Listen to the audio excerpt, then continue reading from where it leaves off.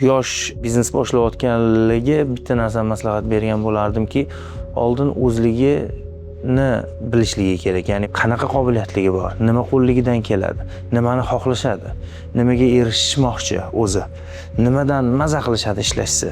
Aytadi-ku, sen yaxshi ko'rgan ishingni qilsang, sen hech qachon ishlamaysan deydi. Chunki odam yaxshi ko'rgan ishini qilganda charchoq sezmaydi. Bu qaytanga maza qiladi.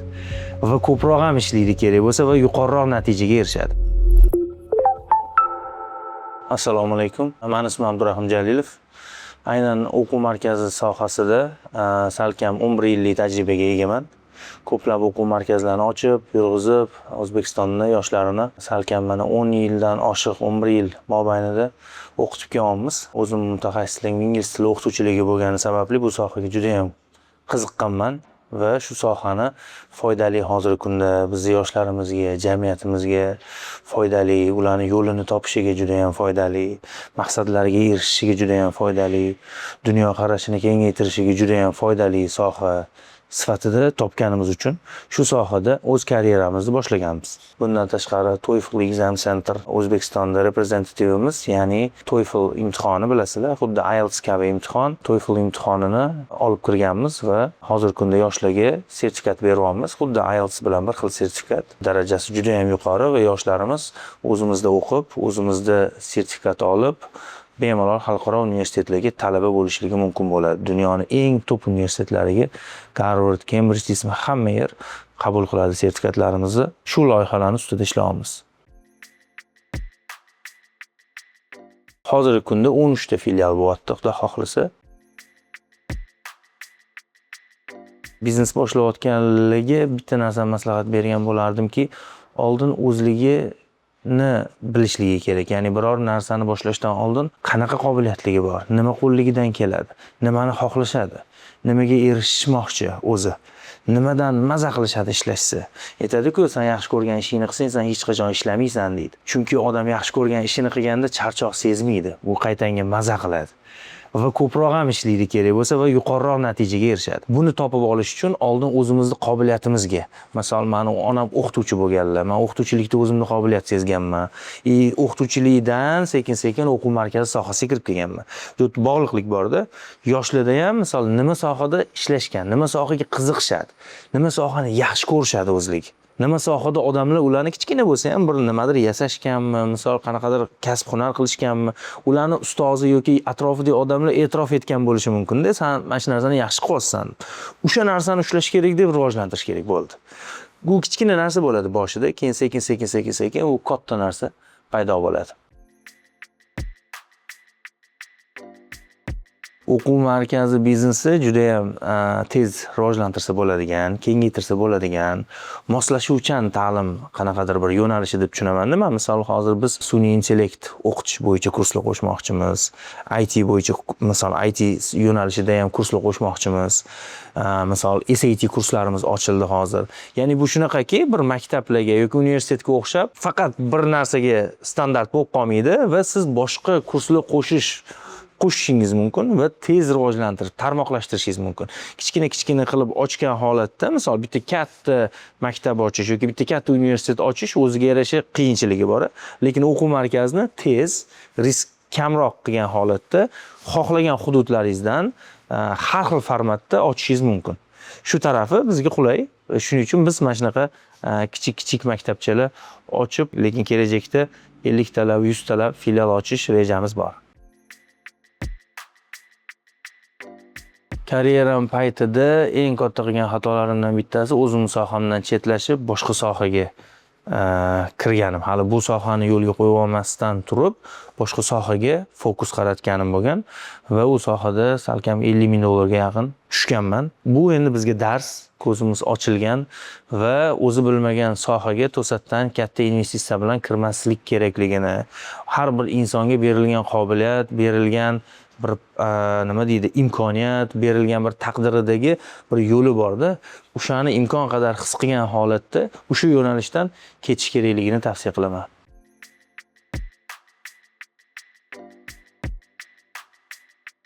Endi to'g'risini aytsam, bu juda ham katta javob talab qiladigan savol. Avvalambor imkon qadar sifatga e'tibor berishligi kerak. Ya'ni o'quv markazi sohasi bu servis sohasi hisoblanadi. Ya'ni biz xizmat ko'rsatamiz. Bir oy davomida, misol o'quvchi qanchadir mablag' to'lasa, bir oy davomida xizmat ko'rsatamiz. Bir oy davomida juda ko'p xato qilishga imkoniyatimiz borda, ya'ni u klientni xafa qilib qo'yishga. Bu bir produkt emasda, tayyor oldingiz, berdingiz, ketdingiz degan narsa. Servis sohasi o'ziga yarasha juda ham og'ir, juda ham qiyin. Hammani ham ko'nglini ola olmaysiz, hammaga ham yoqa olmaysiz doim.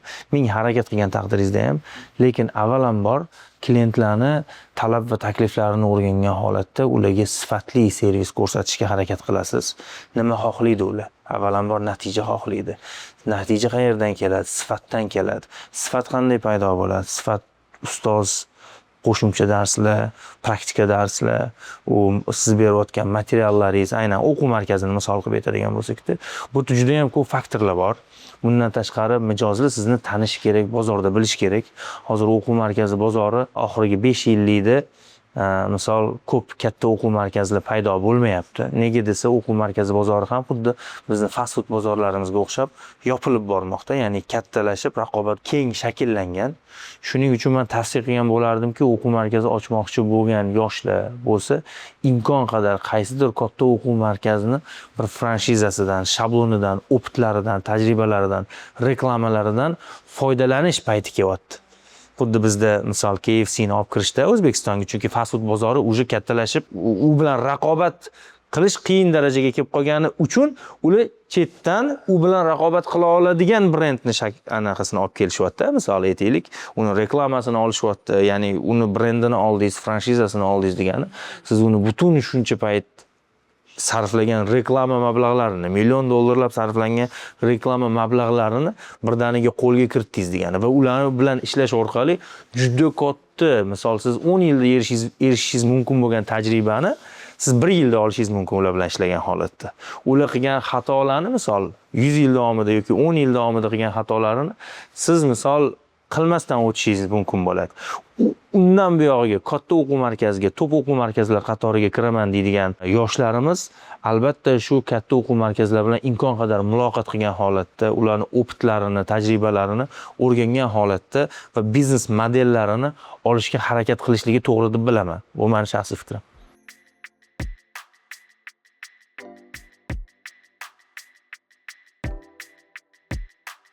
Albatta biz buni yo'nalish bo'yicha ishlayapmiz hozir. MySchool'ni biznes modelini, birinchi biznes model tayyor bo'lishi kerak. Ya'ni MySchool'ni biznes modelini hozir borgan sari standartlarimizni standartlashtirib, undan keyin bilasiz, o'zingiz biznesni oxirgi etapi avtomatlashtiriladi. Avtomatlashtirish jarayonidamiz hozir. Shu proseslarimiz tugagandan keyin, xudo xohlasa biznes modelimiz tayyor bo'lsa, biz albatta buni ulashish maqsadimiz. Negaki bozor shundayki, kim masalan katta o'yinchi deb aytadigan bo'lsak, ya'ni katta o'yinchilarimiz borgan sari kengayapti, biz ham ulardan ko'ra tezroq kengayish. Birinchidan o'zimizga ham foydasi bor, chunki bizga ham bu qo'shimcha reklama, qo'shimcha marketing va qo'shimcha bozor ulushini olishimizga sabab bo'ladi va olayotgan yoshlarga ham juda katta tajriba va birdaniga top o'quv markazlari qatoriga qo'shilish imkoniyati bo'ladi. Chunki bu ular o'zligi alohida brend, alohida nom, alohida qilib, misol biz oddiygina bir Instagram sahifamizni o'ziga 100 ming dollarlab sarflaganmizda, u darajaga chiqib risk qilish ular uchun juda ham bir o'rmonning ichidan o'tishdek gapda. Undan ko'ra tayyor tajribadan foydalanib, olib foydalanishsa yaxshi. Bizning biznes modelimiz hali tayyor emas. Lekin shuni ustida ishlayapmiz. Yaqin kunlarda yangilik bo'lib qolsa, albatta buni ulashishni boshlaymiz va kengayamiz. Hozircha o'zimiz kengayamiz faqat. Xodim tanlashda o'quv, shaxsan men o'zim, endi baribir rahbar insonlarning o'zini xarakteri, fe'li bo'ladi. Shaxsan men to'g'risi ko'p yaxshi xodimlarni ko'rsam aldanib qolaman. Yaxshi insonlar bo'ladi-da, ular yaxshi xodimlar bo'ladi-da. Shular bilan ishlagim keladi, gaplashgim keladi va odatda olaman va ularni tarbiyalayman. Misol ko'proq o'rgatishga, ko'proq bizning sohaga qiziqtirishga harakat qilaman. Yillab tayyorlagan shogirdlarimiz bor. Hozir mana MySchool'da rahbar lavozimida ishlashadi. 7 yil, 8 yillik shogirdlarimiz. Albatta bu imkoniyatiga bog'liqda. Professional olib ishlatishsa, o'quv markazlarida ishlagan tajribali xodimlarni olib ishlatishni tavsiya qilaman. Lekin bu sal kattaroq mablag' talab qilishi mumkin. Misol professional xodimlar albatta arzon narxga kelmaydi. Shunga qarab holatligi, finansiviy holatligi, moliyaviy holatligi qarab turib, imkon qadar agar moliyaviy holat pastroq bo'lsa, yaxshi, harakatchan, albatta birinchi navbatda mas'uliyatli xodimlarni olgan holatda ularni ustida ishlab o'rgatishsa ham bo'ladi. Yoshlar ko'p hozirgi kunda bunaqa qobiliyatli O'zbekistonda til biladigan yoshlar, misol juda ham qobiliyatli yoshlar ko'p. Lekin professional xodimlarni olishsa, bu yerda vaqtdan yutishadi. Ya'ni o'zligini boshlayotgan tadbirkorlik faoliyati, mana o'quv markazligi tezroq rivojlanish imkoniyatiga ega bo'ladi. Chunki u xodimga ko'p narsa o'rgatmasangiz ham, o'zi tajribasini hisobiga sizni kichik o'quv markazingizga ko'proq foyda ham keltirish ehtimoli bor.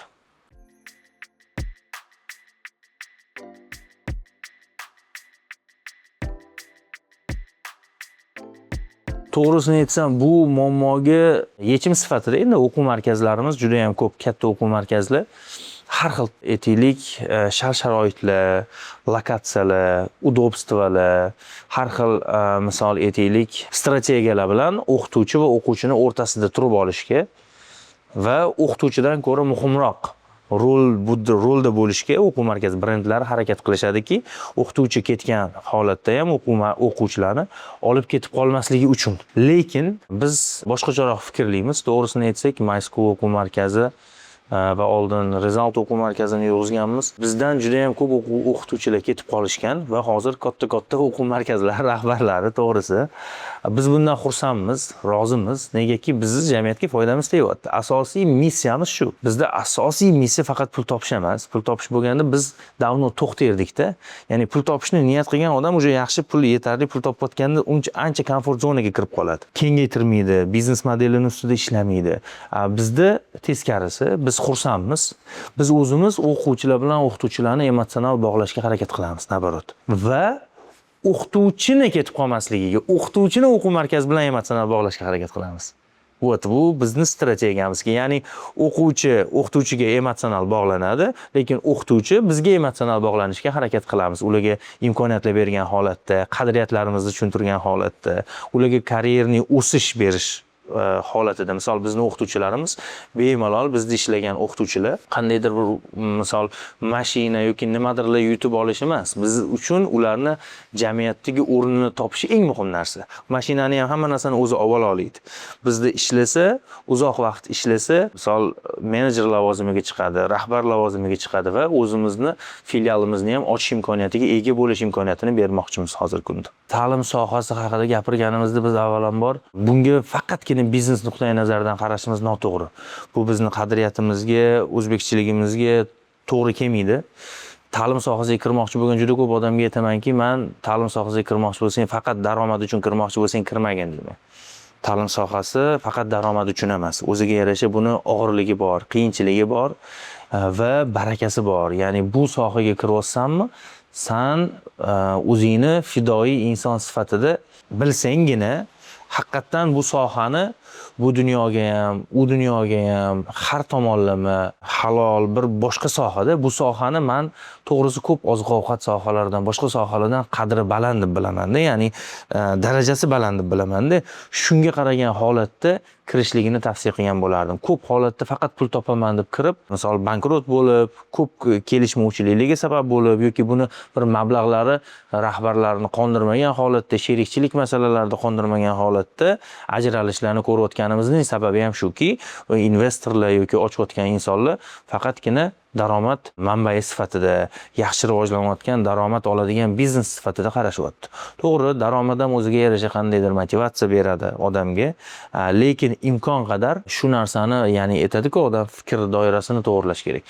Biz ko'proq mablag' topishga, ko'proq foyda topishga harakat qilamizda, lekin bizni qadriyat qandayki, nega desangiz, ko'proq topsak ko'proq ta'limni rivojlantiramiz degan maqsadimiz bor-da o'rtasida, tushundingiz nima? Maqsadda biz narxlarni qo'yamiz. Har doim narx belgilayotganda shu narsaga qaraymiz. Chunki bizneslar 70, misol 80% daromadini agar o'ziga qayta investitsiya qilib foydalanadigan bo'lsa, biznes keskin darajada yana rivojlanadi, yana o'sadi, yana bemalol masshtablashishi mumkin bo'ladi. Shu miqyosida bu yerda albatta biznes rahbarlarining fikrlashi juda ham katta rol o'ynaydi. Biz hozir misol 300 ga yaqin yoshlarni ishlatamiz. Tasavvur qiling, siz sababchi bo'lasiz 300 ga yaqin insonni qozoni qaynashiga yoki qandaydir bir yoshlarni ishlatamiz juda ham ko'p. Ular ota-onasiga yordam berishadi, universitet kontraktlarini to'lashadi. Bu bilasizmi qanaqa bir yaxshilikda, agar siz shuning uchun mayli shularga foydam tegyapti, men kamroq daromad topsam ham musulmonlarga, xalqimizga, jamiyatimizga, atrofimizdagi hammamiz bir aka-ukamizda, biz shularga foydam tegadigan ish qilyapman. Ya'ni jamiyatga eng foydali ishlardan bittasini qilyapman degan narsani tushunishsa, agar qadriyatligi shu narsani anglay olsa, bo'ldi. Bu sohani qiynalsangiz ham tashlab ketmaysiz. Yaxshi ko'rib qolasiz. Biz bolani o'qib o'tirganini ko'rsangiz, bu yerda kichkina bolachalarni o'qib o'tirganini, o'rganib o'tirganini, qiynalib sharoiti yo'q insonlarni, imkoniyati yo'q, lekin siz ularga o'qitib beryapsiz. Bu narsalar bilasizmi? Bu narsalar bir oddiy bir insonga ro'zg'or qilib bergandan ham yoki bir yordam bergandan ham katta narsada, chunki siz o'qitish mobaynida uni hayotini o'zgartirib yuborishingiz mumkin. U oilasidagi bir aytaylik qiyinchilik zanjirini uzadigan bir insonga aylanishi mumkin-da. Biz o'zimiz ham qiyinchilikda, misol jivniga zo'r sharoitda bo'lmasak ham, misol chet davlatlarga borib o'qib, shu ingliz tilini o'rganib, o'qiganimiz sababli hozirgi kunda shu darajaga yetdik deb hisoblaymiz va biz ham boshqalarga shu narsani ilinamiz va yordam beramiz. Va bu soha jamiyatimiz tomonidan, mana prezidentimiz tomonidan, davlatimiz tomonidan rivojlantirilayotgani, e'tibor qaratilayotgani, subsidiyalar, grantlar, misol hozirgi yoshlarga ochaman desa imkoniyatlar ko'pligi bekorga emas. Chunki bu sohaga davlatimiz hozir investitsiya qilyapti va kelajakda davlatimiz 100 barobar qilib buni natijasini ko'radi, qaytarib oladi. Negaki ta'lim sohasi shunaqa sohaki, uzoq muddatda natija beradi, lekin juda ham samarali natija beradigan soha hisoblanadi.